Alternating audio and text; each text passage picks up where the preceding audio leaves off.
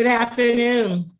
Good I am Dr. Holly Jones. I am the co-president of the Ohio Grandparent Kinship Care Coalition, and welcome to our monthly Zoom meeting where we share great information with the community and with the state about those issues that are impacting kinship caregivers in the state of Ohio. I am pleased to announce that we have an awesome speaker today that's going to be covering information that we all can use. I want to thank those who are here. I want to encourage you to pass the word on to other people to let them know that we do have a statewide kinship care coalition and that we are meeting on a monthly basis to ensure you have the information that you need as kinship care providers. I want to give honor or acknowledge Ron Browder, who is our board president and advisor, and he will be talking to you about a project that we're working on in collaboration with the Ohio Federation organization. I also want to acknowledge Siobhan Jones, who is our treasurer. Lynn Stevens is our co-vice president, and we have a new co-vice president with her, Kathy Wright. So we want to acknowledge her today. Thank you for agreeing to serve in that capacity. I also want to recognize Barb Turpin, who has retired as secretary for the coalition. She has been with us for over 20 plus years. And so we value her. We value her continued involvement with the coalition. We are taking resumes for individuals who may have an interest in serving as the secretary of the Ohio Grandparent Kinship Coalition. Please feel free to reach out to me if you have an interest in that position. I am not going to prolong the time. After I introduce the speaker, I don't know, Ron, if you want to talk about it first, later, or after the presentation. Well, let's talk about it after the presentation so that Becky has full time. Okay, let me go ahead then and introduce our speaker. It is Becky Murray. Becky graduated from the Ohio State University with a Master's of Social Work degree in 1997. And she has worked in the human service field for over 24 years. The majority of her time has been in the field of child welfare. Becky spent 5 years working in a private foster care agency as a case manager for children with high-risk behaviors, and then transitioned into a supervisory role. Following her work in that area, Becky joined the Ohio Department of Health, beginning her 19th year tenure with the Ohio State of Ohio. She has been employed in many roles since that time, but with the past 10 years in her current position as policy developer with the Office of Family and Children's Services. Becky is currently responsible for the primary for statewide kinship policies. And when I say kinship policies, when I think about those policies that impact not only the child, but the caregiver who's providing services for those children and the programs, but also is the subject matter expert for the Indian Child Welfare Act. So she also is involved with the Indian Child Welfare Act as well. In addition, she provides staffing support to the interstate compact on the children being placed out of state. For example, a child living in Ohio has a relative in California. There's a legal process that we go through to get that child from Ohio to California. So she's involved in that process as well. We're not going to hold the time up, but we thank her for coming and talking to us about services and resources for kinship. At this time, Ms. Murray.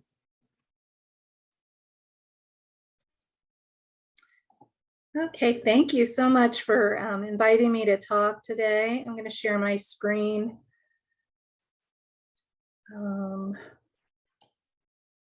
have a PowerPoint to share with everyone. Okay.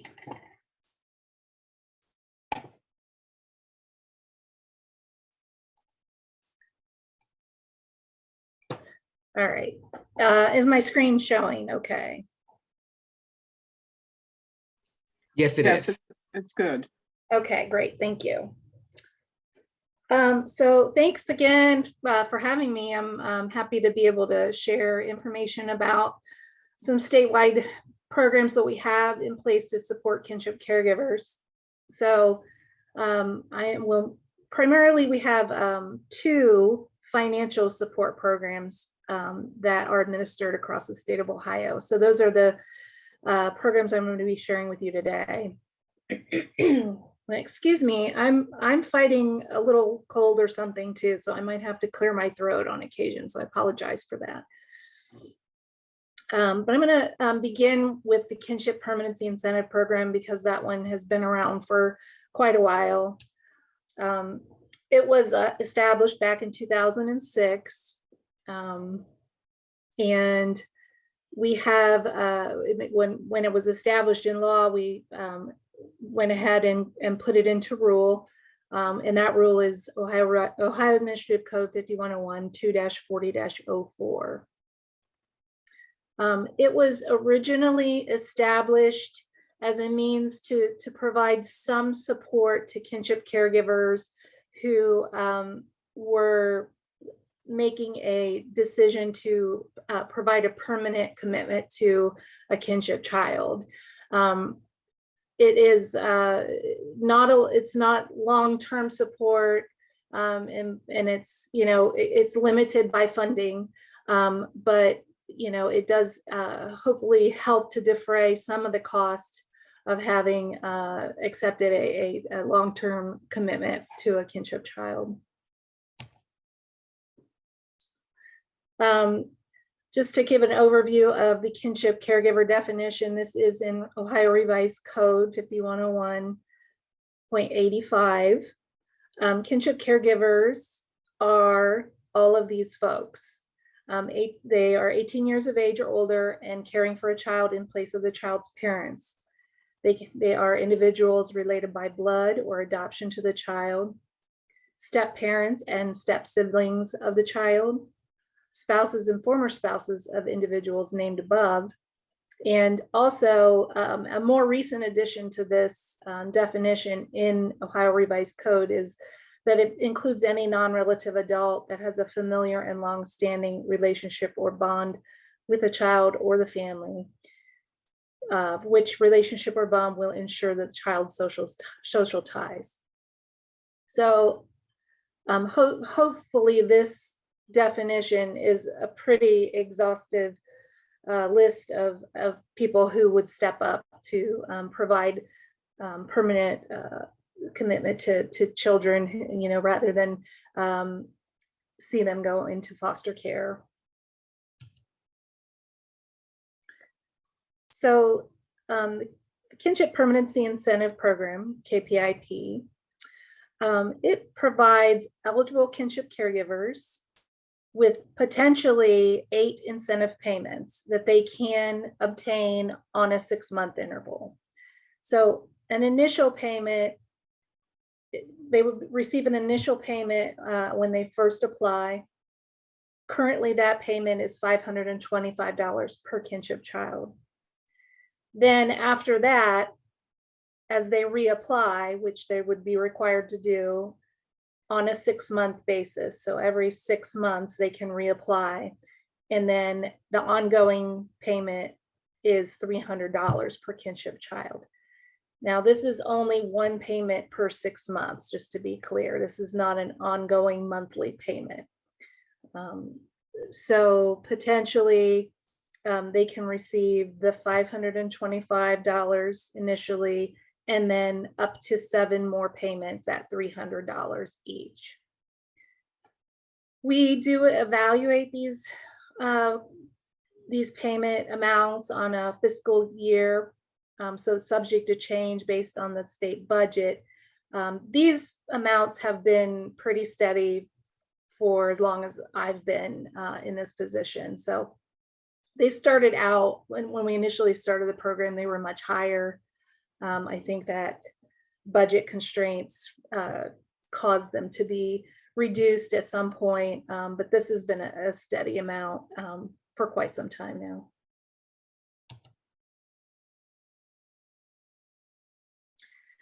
So the eligibility requirements for Kpip, or you might hear KPI, either way. The primary one that is important to know is that this program is limited to caregivers who have permanent custody or guardianship of the child. That date, July 1, 2005, is in there, I'm sure, because of when the program was established in 2006, and they were trying to define, at what point caregivers would be eligible. Pretty much all caregivers who have permanent custody wouldn't fall under that date of having that custody. So again, it has to be a permanent custody order or guardianship order. It cannot be a temporary order. And that's because the intent of the program is that it is a permanent placement for the child.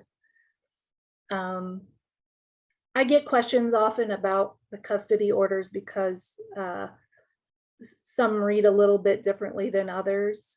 But essentially what my interpretation of that is that, because sometimes they do say temporary, but if it is a custody order that does not have an end to it, does not have a review to it, it essentially is a permanent order. So, and often these types of custody orders with this wording that gets confusing come from out of state.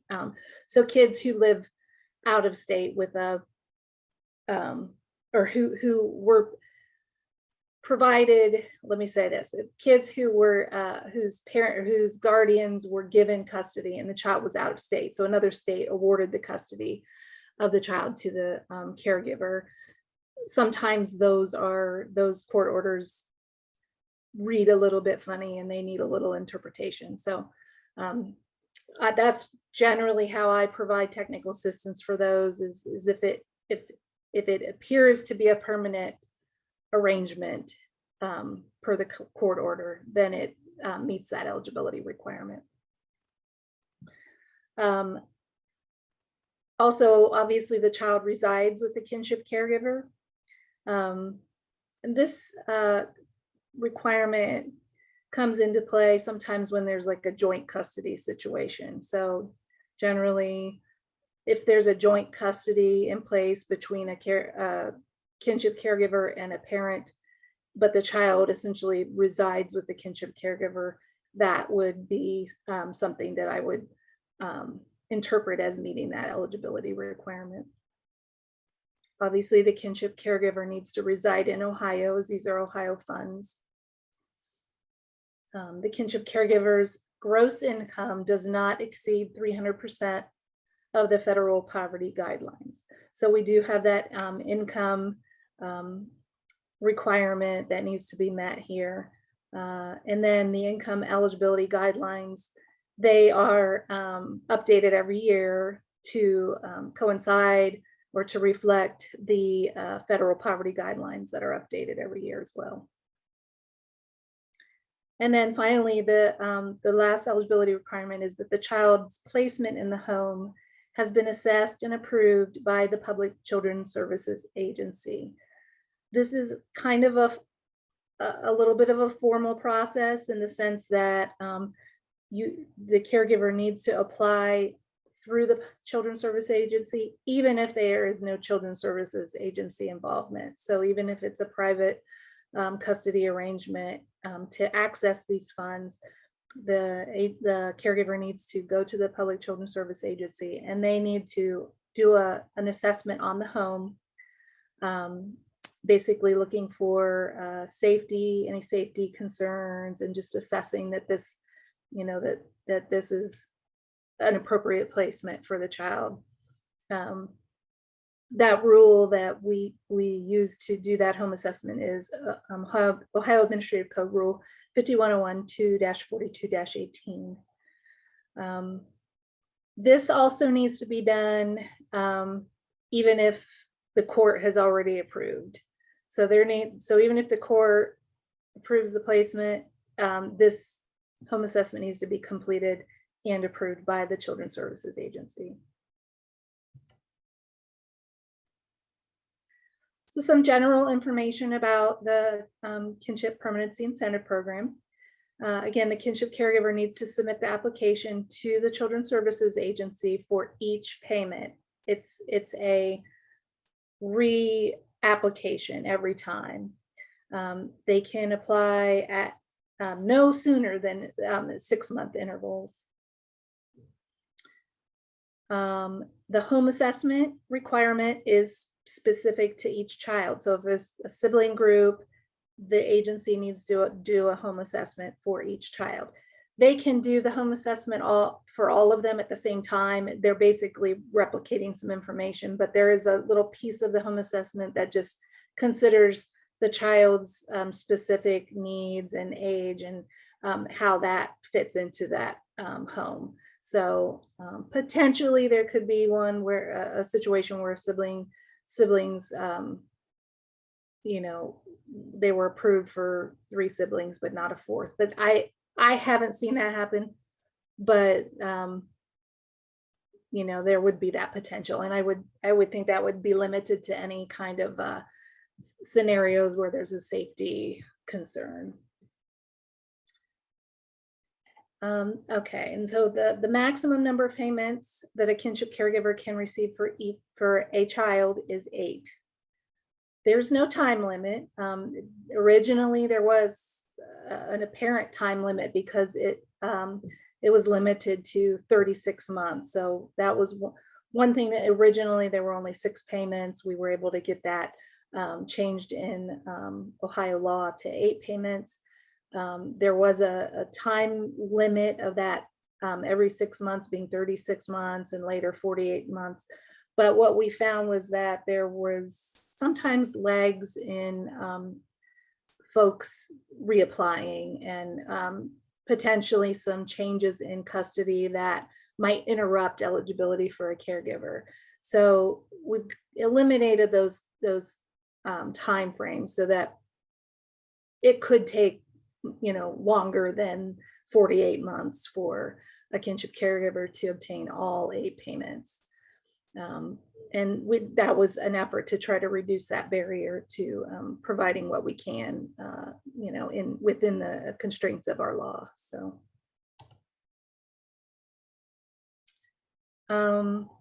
I can answer questions about Kpip now, or I can answer them at the end. I don't know if there's a preference. I can keep moving. And maybe I'll just do that. We'll continue on with the Kinship Support Program. This is a newer program that I'm really happy to be able to share with folks. This program was signed into law December 29th of 2020. And it established the Kinship Support Program, which is a statewide program for eligible kinship caregivers. It provides time-limited payments to those who are determined eligible, and I'll get into that in a minute. Okay, so again, this is where the kinship caregiver definition comes into play. It's the same definition as previously noted. We try to ensure that we are consistent among programs, that we are meeting those criteria to try to include as many folks as possible. These caregivers should not already be certified foster caregivers. And children, when they are placed in the home via an approved kinship home assessment, which is what I had previously talked about with Kpip, it's the same process. And they are in the custody of the Children's Service Agency or of a Title IV-E agency. So that is the key to this program. That is the primary difference from the other one is that these children are in agency custody. It could be temporary or it could be permanent custody of the Children's Services Agency. That's the definition of kinship caregiver, as I previously discussed. And in this program, again, it is time limited. Kinship caregivers who are eligible will receive KSP payments for a child placed in the home according to the following timeframes. Now, this is gets a little bit confusing, so I'll try to be clear. But this was established in law. So the original idea was that kinship caregivers would receive these payments for not more than 9 months after December 29th, when the child was already placed in the home. Again, this is something that we needed to put something into place, or the law needed to put something into place to say, this is when people start being eligible. So we knew that there were going to already be many kids in the custody of the Children's Services Agency who were placed in kinship homes. So if they were already there by December 29th, then they were automatically eligible December 29th for 2020. And that was to be for a period of not more than 9 months. And then moving on from that, for any children placed in the kinship home between December 29th, 2020 and September 29th, 2021, that those folks would be eligible for the KSP payments for not more than 9 months. So again, it's the same time period. It was just allowing for kind of that transition of folks who were receiving placement of those kids. And we are currently in progress of that time frame. That time frame, I believe, will be up in April. So any children placed between December 29th and September 29th of 2021 will have up to 9 month period of KSP payments. Now, for any children placed on or after September 30th of 2021, the time period goes down to 6 months. And the reason for this, and it's not included on a slide, but I'll go ahead and share the reasoning, was part of the intention of this KSP program was to try to encourage kinship caregivers to become certified foster parents. So this time frame was based on kind of an average time frame that it takes for people to get certified as foster caregivers. So the 9 months is really was really kind of an extra long time period. It should never take that long if everybody's doing what they're supposed to be doing. 6 months seems to be more of an average time frame to get folks certified. Eligible kinship caregivers will receive kinship support payments until the first of the following occurs. So if they do choose to become certified foster caregivers, the KSP payments would stop at that point.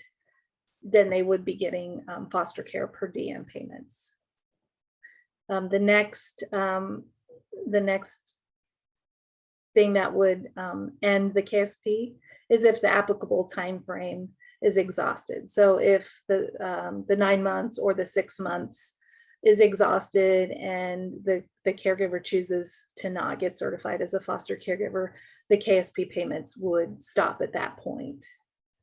And then the next two could kind of go hand in hand. Either the child is no longer placed in the kinship caregiver home, or the PCSA custody of the child ends, and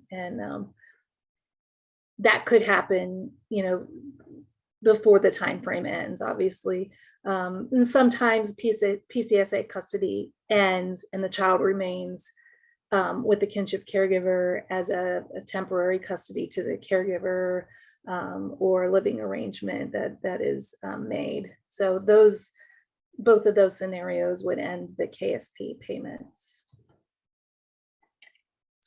So in terms of money, the payments are $10.20 per day per child. So each child would receive that amount. That amount kind of was developed based on what the Ohio Works First child only amount is, to try to be kind of similar to that amount.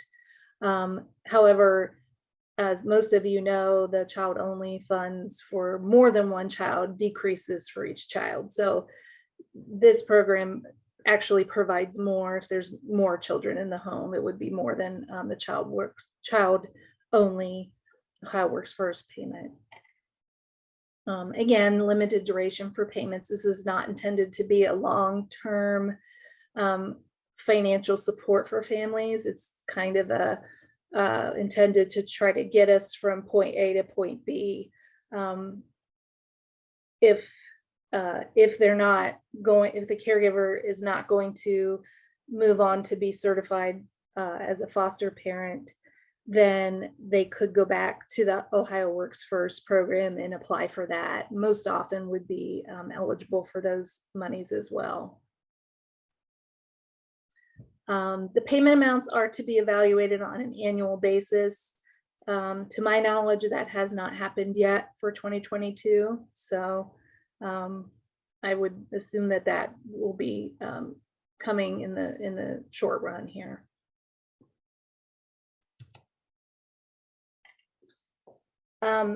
Because of the funding sources, the Kinship Caregivers are not able to get the OWF child only benefits and the Kinship Support program at the same time.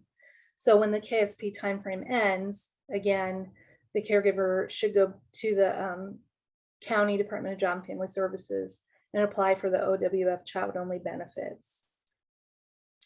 And then on the flip side, if the caregiver decides to become certified as a foster home, then they are to be paid the agency's foster home rate.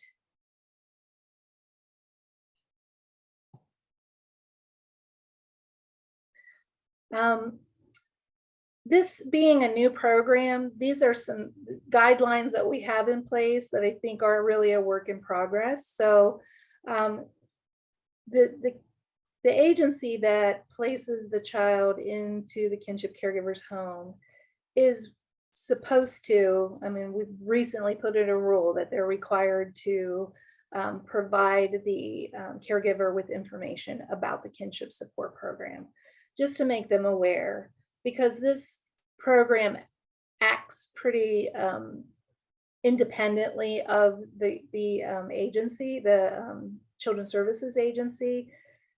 After they do their work and put it into the statewide automated child welfare information system, or SACWIS, that is kind of automated to turn that switch on to automatically pay the Kinship Caregiver.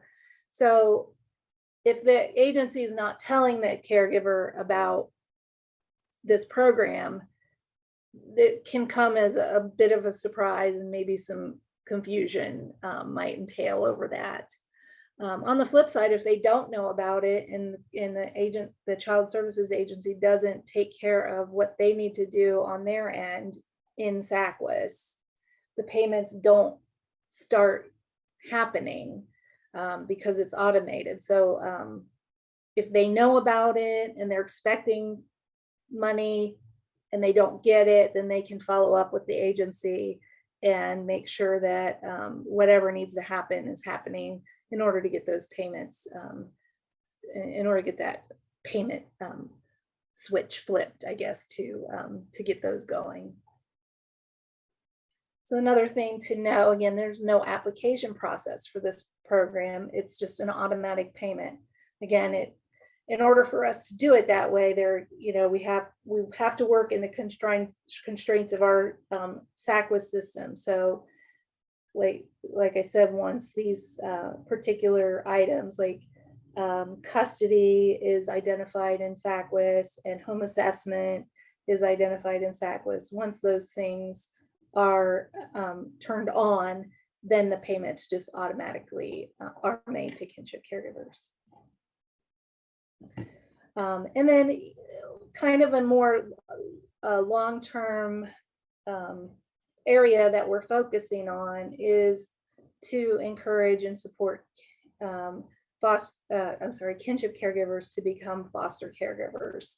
So we know through the Child Welfare Transformation Office and those initiatives coming out of that there's been barriers, and we know that there's been barriers to kinship caregivers, being able to take children in their care, to getting approved for funding, and to now to proceed in becoming certified foster caregivers. So we have been looking at that.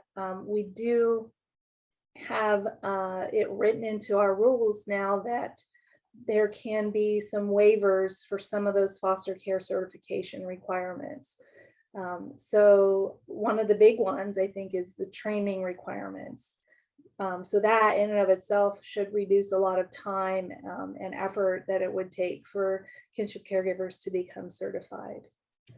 But we do have other waivers that we'll consider on a case-by-case basis. So if a kinship caregiver is pursuing certification through their agency, they can certainly talk about other things that might be a barrier that if they're considered non-safety requirements, then we would consider looking at waiving that requirement on a case-by-case basis.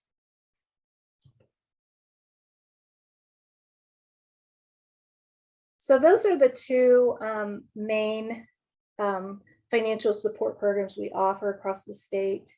There are county programs that I cannot provide information on because they are specific to how counties operate, but just be aware that the County Department of Job and Family Services, some of those programs or some of those counties have PRC funding that they use to provide financial supports to kinship caregivers. Again, you would have to inquire about what they offer and how to access those funds. And then I also just real briefly want to mention the Ohio Kinship and Adoption Navigator program, which has, gosh, I think we're on year 3 now with that program. And it's a statewide program that is available to all kinship caregivers, all post-adoptive caregivers who are looking for resources or maybe some assistance in navigating programs. So they have information about these support programs that the state offers. They have information about some of the county programs that are out there and just kind of other county resources and supports that are available to caregivers. And that program is very easy to find on the internet. It's the Ohio Kinship and Adoption Navigator program. And they're good people to contact to get some assistance in just navigating services and resources that are available. And at that, I think I will turn it over for any questions.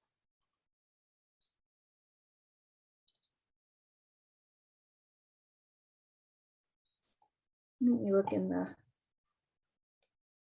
chat.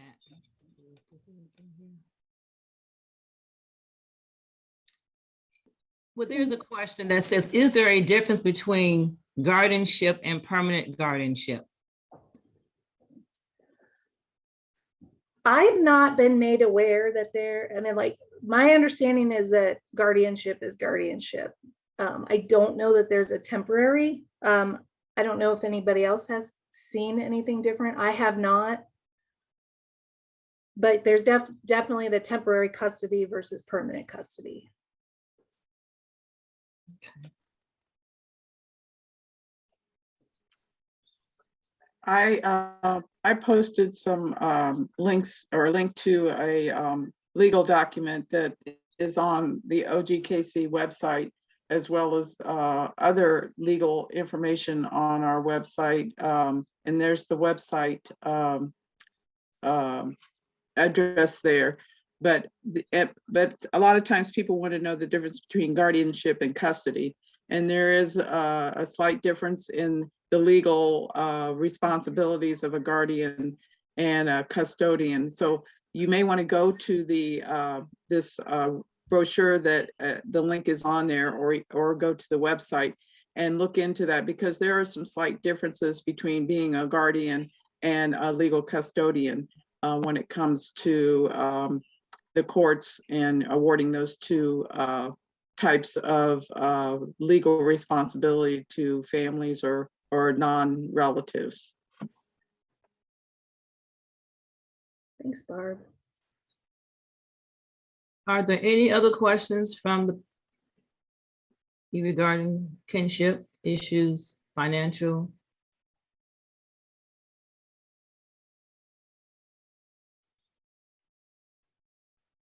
Are there other initiatives that you know of, Becky, that you would be able to share that the state may be contemplating or thinking of in terms of supporting families as they trying to take care of their relative children at this point? Do you know? We are in the process of developing a kinship guardianship assistance program. So that is there's a lot of details that are involved in developing that. We expect there to be a federal program, which is funded by federal dollars, and a state program funded by state. So if they're not eligible for the federal program, then hopefully they would meet the state requirements. But essentially, it all plays into this kind of continuum of care for kinship caregivers. So, and this is kind of where the thought process is coming from with the Kinship Support program, moving on to hopefully certified foster care, and then moving on to the Kinship Guardianship Assistance Program, because it is the funding is associated with certain federal acts and requirements. There needs to be certain eligibility in place. And so this is kind of, again, like this was the thought process of getting from point A to point B. And so we're really hopeful in terms of the foster care certification piece of it, that we can support kinship caregivers into that, and encourage and make it more manageable and doable, so that they could eventually access the kinship guardianship assistance program funds. Thank you. Any other questions or comments? Just unmute yourself and ask your question to the speaker.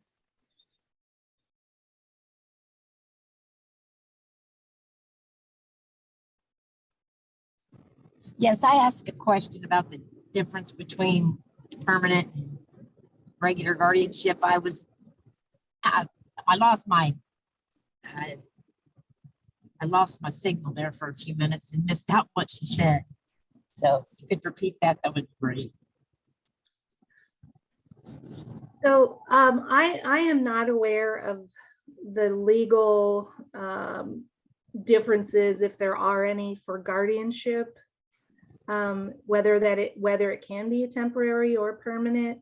But Barb has posted some resources on the OGKC website that might help you to kind of look at what the different roles and responsibilities, and if that that may or may not answer your question. But I have not seen personally any temporary guardianship scenarios. Okay. Yeah. Because my daughter passed away, and I've always had my granddaughter on and off throughout her whole life. Now her dad is still alive, but he is unfit to take care of her. And I'm thinking, what if something happens to me? Where is she going to go? Right. I don't think I have the authority to name that person with just guardianship. Yeah.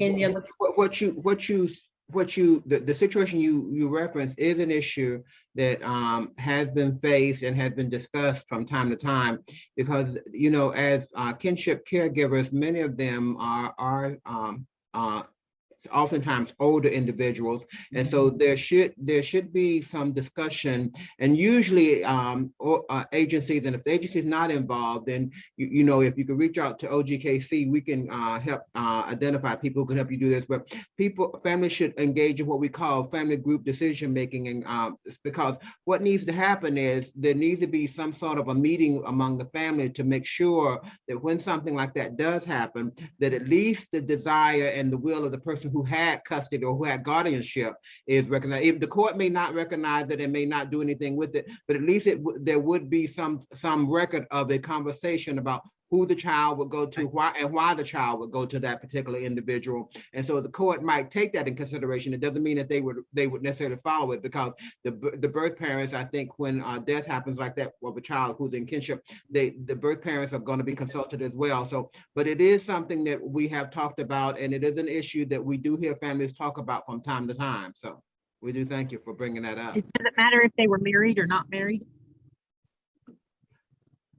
I think and again, I'm not the legal expert and wouldn't want to be giving you legal advice. What I probably would recommend is you contact Barbara or someone at OGKC, and we could probably put you in touch with Bailey Butler at the Southeast Ohio Legal Services, because she is one of the experts in doing some of this work. But I think if the parent is not on the birth certificate, I don't know that it matters if they're married, but if the parent is on the birth certificate, I think that is the issue. If both parents are listed on the birth certificate, even if they're not married, if they're listed on the birth certificate, it does establish paternity of that child. So, but I would recommend that you talk with somebody at the Southeast Ohio Legal Aid Services. Okay, thank you. Any other questions?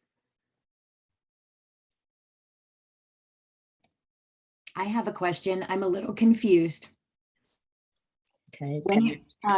When it comes to this kinship support, is this for families that are caring for children in their custody already, or the new families taking over guardianship or custody of a child? So the Kinship Support Program, which is the second one I talked about, is for children, for caregivers who have placement of a child through the Children's Services Agency. So the custody is in the agencies. I see. But it's not limited to the child. It would follow the caregiver. So if the child is placed with one caregiver for a while, they might receive the kinship support program for the time the child's with them. But if the child is moved to a new kinship caregiver, then that kinship caregiver would start receiving those payments. Okay, is there anything out there available for kinship caregivers that did not go through an agency? The child was never in Children's Services, but now the caregiver now has custody of this child. And is there anything out there that can help a caregiver when they exceed the income levels? So yeah, the Kinship's Permanency Incentive Program would be for those caregivers who have permanent custody. But as you mentioned, there is an income limit on that. Mm-hmm. Other than that, there's the child only benefits through the Ohio Works First program, which that is a program that is not based on the caregiver's income. So if you have custody of a child, you most certainly should be eligible for those funds. Right, that's the $306 a month. Yeah. Right. Mm-hmm. Yeah, I understand that. But child care is $1,000 a month. Mm-hmm. And if you don't meet the criteria that, you know, the income criteria, you exceed it, then you're getting $300 a month and putting out $1,000. It's really, really difficult. If there's anything out there to help someone in a realistic way, I mean, realistically, that would be something to consider if anyone has ears to hear this plea, please. That's why it is so important that as we reach out to the kinship caregivers across the state of Ohio, that you get involved with the coalition, because the stronger our voices are with you, then we can begin to make and have a greater impact and change on behalf of those of you who have, and we all have had taken care of at some point a grandchild or a niece or a nephew who are officers on this meeting. And so we understand what you're going through. We understand the challenges. So, reach out, go to our website and look and see what's there on the website and get more involved, because I think the stronger our voices are, then we can begin to make those really critical changes that are needed for individuals who are adjusting their lives to take on and raise a relative child. And yes, it can be very financial draining. So we do understand what you're going through. Just want to make sure and acknowledge that to you and those who are on the line. Thank you. The other piece to that, and to go along with what Dr. Jones is saying, and this is something we're trying to emphasize every meeting that we have, because all of these issues keep coming up, is the you ask who can you reach out to?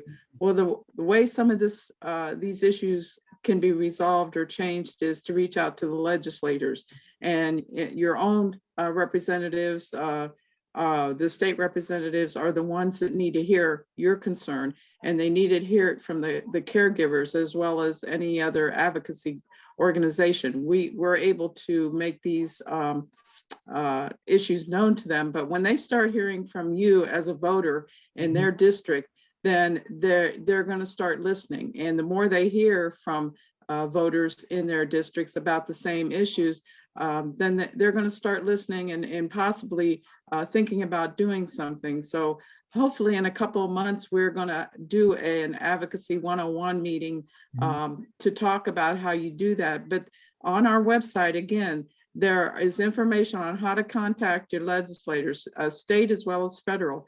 And they work for us, and that's how it has to be, that we have to let them know what they need to be doing for us. So that's a powerful way to start looking at how we can get changes and how to advocate and make a difference.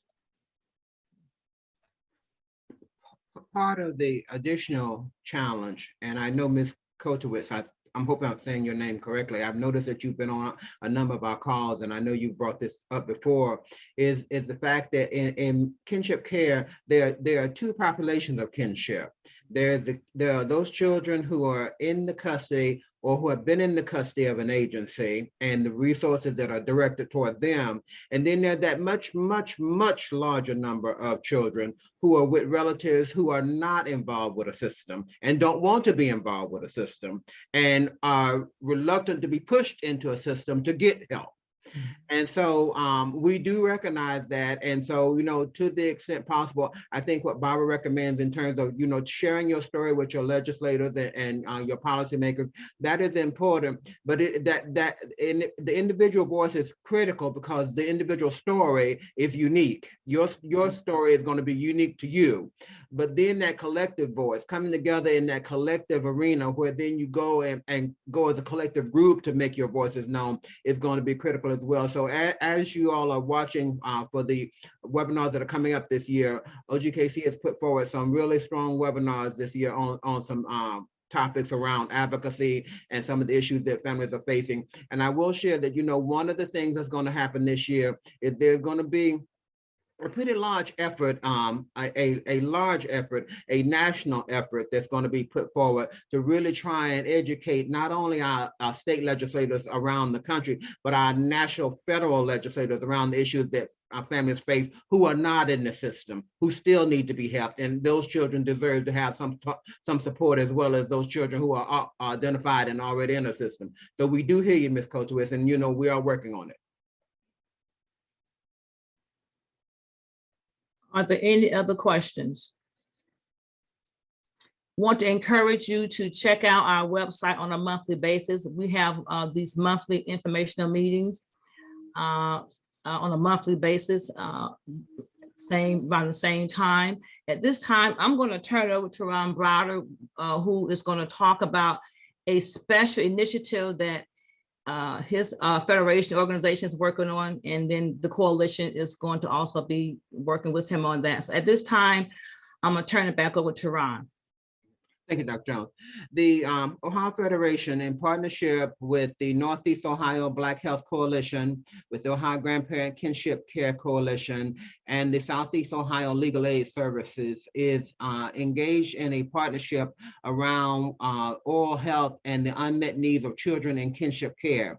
So what we're trying to understand, and we're going to be reaching out to kin caregivers around the state who are caring for their relative children, to really find out, are there unmet needs going on in terms of oral health issues for your children? And part of that is to then identify what those issues might be, and to then present those policy implications to policymakers to make change. And so what we've often heard is that even when you have a Medicaid card and children have their Medicaid card, it's hard to get into a dentist to get that child seen. Or in many cases, there are no provider in that area who will even take a Medicaid card. Or there's not a provider who doesn't even not take Medicaid, but just there's not a dentist in that area, particularly in the southeastern part of the state. But we also hear those issues in the urban areas. And so what we're going to be working on over this next year is a project to really bring attention to the issue of children who have unmet oral health needs, and really looking at, are there opportunities for those needs to be met in some of what we call school-based healthcare centers. A number of communities around the state have healthcare centers that are based in schools. And so we're going to be looking at, are there opportunities to also have some dental efforts dental advocacy and dental work or dental professionalism brought to those school-based healthcare centers in order for children to have at least oral checkups, because many of our children don't even get a checkup. And so one of the things that you'll be hearing over the next month is how you can be engaged as a kinship care provider with your children to make sure that they're getting their dental health care needs met. So you'll be hearing more about it in the February meeting, and you'll be hearing about it as we go out throughout the year. So we're looking forward to talking with you about, particularly caregivers, about it. And at some point, we will also talk with some providers. Okay. Thank you. Just a reminder, we have some vacancy positions that we want to, if you're interested in being co-president with me, hopefully we can find someone that can step in this year and work with me as I transition out at the end of the year to officially retire. And then we also need a secretary. So if you are interested in that particular position, please reach out to us as well for that. We thank you for being here. I'm going to turn it over to Kathy Wright, who is the co-vice president, and she is going to have some final words. Thank you, Kathy. Oh, thank you, Dr. Jones. Again, I just kind of want to piggyback on everything that Ron's saying and Dr. Jones is saying. You know, we can't do it without you. I myself have been a kinship provider for 12 years. When I first took on my granddaughter, I didn't know anything about any type of resources because she didn't system. I literally just took custody of her from her mother. So I had custody of her for probably 3 or 4 years with no help, because I didn't even know there was help available out there. So this coalition is very important. I'm very thankful that I ran across that. There's so many great resources. There's so many great things that they're working on. And again, I can't stress enough to reach out to your legislators, because again, the more people that make the noise, hopefully the more progress that will be made. Becky, again, thank you for all the valuable information today. There's so many caregivers out there that are doing a lot of this on their own. And again, like Dr. Jones said, I'm there, everybody's been there. And, you know, it takes a village. It really does. And please don't, you know, think that you ever have to do everything alone. Reach out for some resources. Thank you. Our next meeting You're is welcome. is February the 23rd. And we'll be discussing the CareQuest grant and give more details about the survey on dental care issues. So please pass the information on. Also continue to visit our website to get updated information. Thank you so much and have a great rest of the afternoon. Thank you, everyone.